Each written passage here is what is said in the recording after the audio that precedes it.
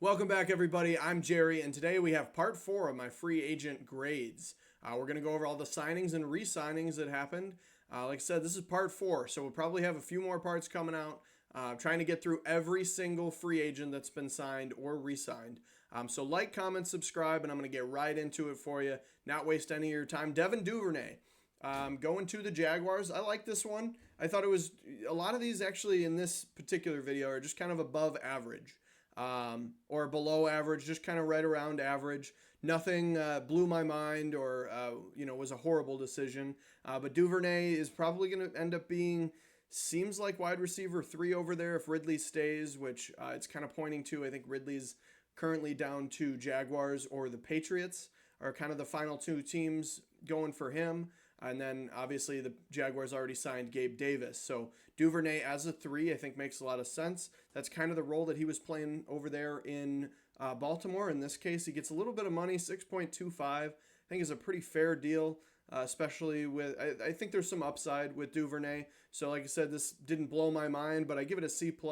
I think I actually don't know the current situation with Christian Kirk or Zay Jones. So I don't know. I'd have to look more into that. But I think a C+ is fair, especially basing it off of just the signing of the price and the length for what you're getting in Devin Duvernay. One of the highest grades, Leonard Floyd. I really like this signing for them. They always seem to know how to pick out edge rushers. Obviously, Chase Young didn't work out quite like they wanted and helped them get a Super Bowl win.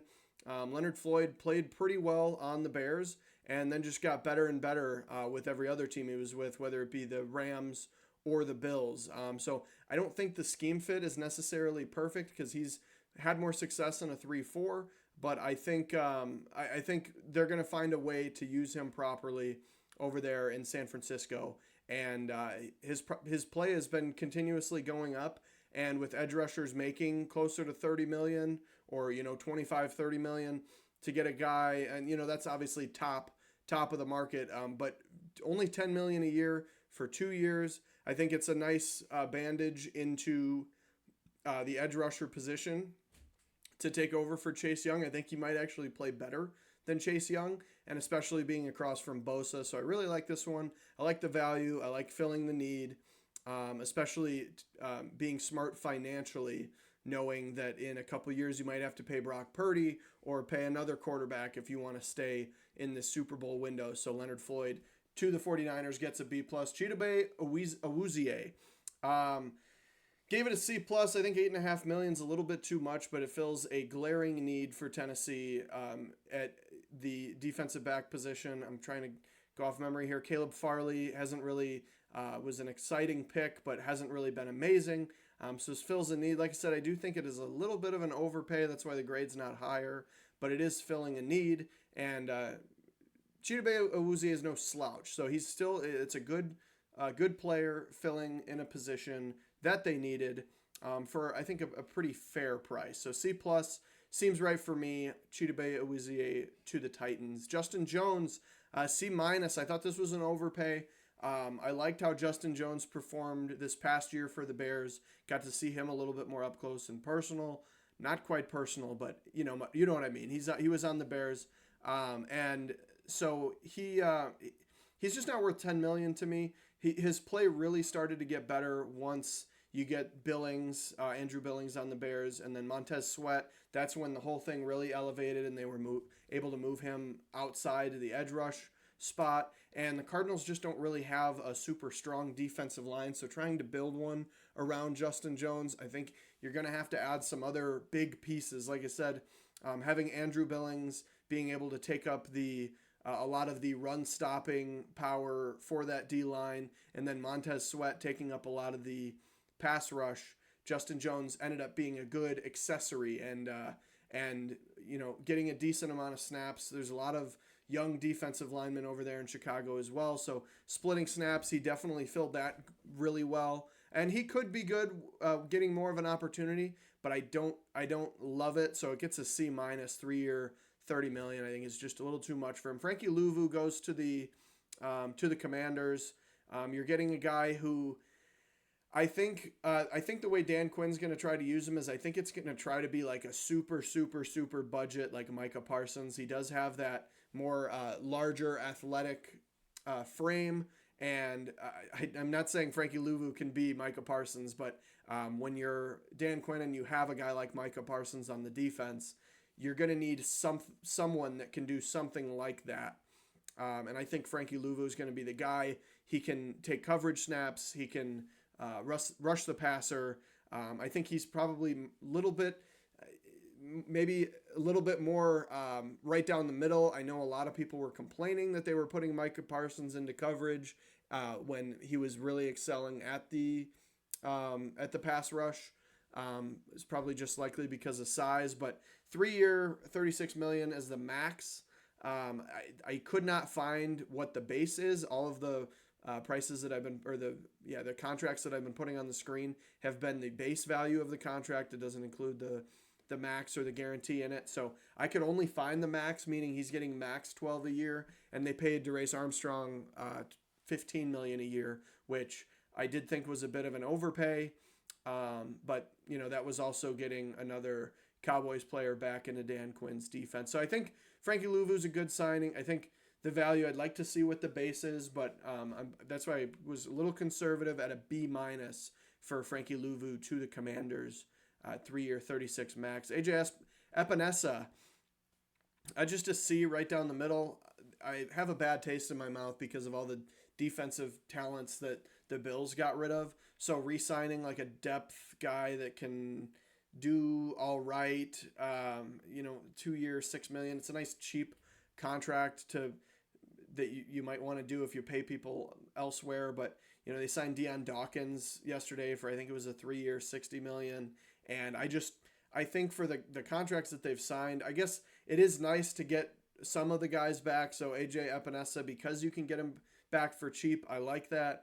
But I think my grades have definitely gone down naturally a little bit on the Bills just because of all the people that they lost. And that's going to happen when you've got a lot of talented guys that deserve large contracts. But realistically, if we're just grading AJ Epinesa getting signed to a team and the fit, this should probably be a C+ or a B-. So you change it in your head to a C+ or a B-. But again, the players they got rid of has left a bad taste in my mouth. So I just gave it a C, 2-year, $12 million for AJ Epinesa. Za'Darius Smith, C+, mainly because he's getting older. He's not getting any younger. He did not do great last season. I believe he was injured a little bit, so obviously that doesn't help. But I would have liked to see more production. He did really well when he was on Green Bay, and then even when he was on Minnesota across from Danielle Hunter, that was a nice dynamic duo. So you think, okay, he's going to go be across from Myles Garrett. He should have a really good year, and he didn't do great, and he's still getting $12 million a year, which, as we talked about earlier, is really not that much for what some edge rushers are getting, but he is another aging player, and I just kind of like it. I don't think it's a massive overpay, and you're getting a guy that's been familiar at the position, gets to come back and play again. I just didn't like his production last year, and I don't know if he's worth the $12 million. So C+ still. Again, I like re-signing with the same team. I like being him as an accessory, being across from Myles Garrett, and then and hopefully being able to have a more productive season this season. So he gets a C+. McWilson to the Cardinals. I think he's going to start. This is another guy who we were just talking about, Frankie Luvu, being able to rush the passer and defend passes, drop back into coverage. That's what it's called. And McWilson does that pretty well. He's been kind of a depth, like move around guy for the Patriots, and he has had some success. He's not going to get you an insane amount of sacks or an insane amount of interceptions, but he will do a little bit of both. I believe in the last 2 seasons, he's forced 4 fumbles too, and he has deflected a decent amount of passes. So we'll see how this works for the Cardinals. I am not super familiar with their defensive scheme, but if their defensive coordinator can use him in a way like he was used in New England, and give him more time, I think with the opportunity, I give it a B because I think this is a really cheap contract for what you're getting. I think McWilson can be a good player for the team. So getting the 3 years out of it as well, I think it's a good deal. So being a good deal, I don't think it's a super flashy pick, and I would have liked to see the Cardinals spending a little bit more money. Maybe they have something big planned, but they have a lot of cap room, and they're going for a lot of these like little, oh, we're gonna pay 4 or 5 million here and there, and I get it, it's a rebuild, so they're just trying to take everything cautiously. The Bears haven't really made any big splash moves either. They're being hopefully closer to the end of a rebuild. But yeah, I like mcwilson, and I like the price mostly. So I gave that one a B for mcwilson. The Cardinals. Marcus Davenport was just a C because I was actually worried about him when he went to Minnesota. And then he dealt with some injuries and had some problems last year.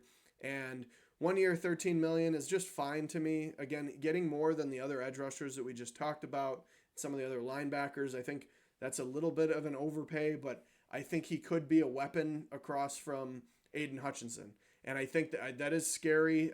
He's also going to be going up against a lot of tackles he's familiar with, playing for the Vikings last year. He's played against all those tackles, including the Lions. Now he practices against the Lions, who have some great tackles. He also practiced against the Vikings last year, who have potentially one of the best tackle duos. So he's had a lot of time against them, and maybe that's a slight benefit, staying in the NFC North. And $13 million, I think, is a good deal for him, but I think it's a little too much for the Lions. But hopefully he can stay healthy and spend more time on the field across from Aiden Hutchinson, because I actually think he's a pretty big and could be a dominant player. I liked him on the Saints, although he never quite hit a large enough peak, in my opinion. I'm hoping he can do that and have some success on the Lions, as long as it's not against the Bears. So he gets a C for the 1 year, $13 million contract. Austin Eckler gets a C+. I think I try not to factor in other contracts that I see, but like seeing what they're paying him versus what Antonio Gibson was paid, I actually liked Antonio Gibson better, at least at the age. And, Eckler's going to score, on the Chargers, he would score touchdowns, and he's really nice out of the backfield. So I think it's a nice weapon for the Commanders, but he's getting older, and I just think it's okay. I guess I don't like them getting older at the position, and they're not that Austin Eckler needed to go to a contender, but Austin Eckler, to me, it's not like he's at the end of his career and he's just going to bounce around and be like a journeyman running back. I kind of would have thought that he would have went to a team that, a better team, not a team that's clearly at the beginning of a rebuild. I can't think of a team, maybe the Bengals. I guess they just got Zach Moss, but just somebody that would need a receiving back. Like even I bet, for instance, the Ravens. I think the Ravens, if they just paid Derrick Henry $8 million a year, but why not pay $6 million, and you're in $14 million into running backs? But I mean, Lamar Jackson, Derrick Henry, and Austin Eckler in the backfield is just nuts to me. You could do triple option, you could do all sorts of stuff, and even move Eckler out to receiver if you really want to, with them, not being super great at receiver aside from Zay Flowers, and of course, if you want to include Mark Andrews there. But I'm okay with it, but I just thought it was a weird move for the Commanders, again, because they're definitely in the middle of a rebuild and trying to figure everything out. So it just seemed odd. I would have expected Eckler to go to a better team, but that's all right. It gets a C+. Jordan Brooks next, from the Seahawks. He goes to the Dolphins. Another one of those pretty versatile players. He can rush the passer or play back and in coverage. 3 year, $30 million. I like him. He's younger. It's a B- mainly because it's a big need that needed to be filled for the Dolphins. They needed a bigger playmaker at the linebacker spot. This is kind of what was available. I do think that the 3 year, $30 million is probably a little too much money. But with being a versatile player and them having a pretty good defense at times last year, I think this is definitely a big upgrade.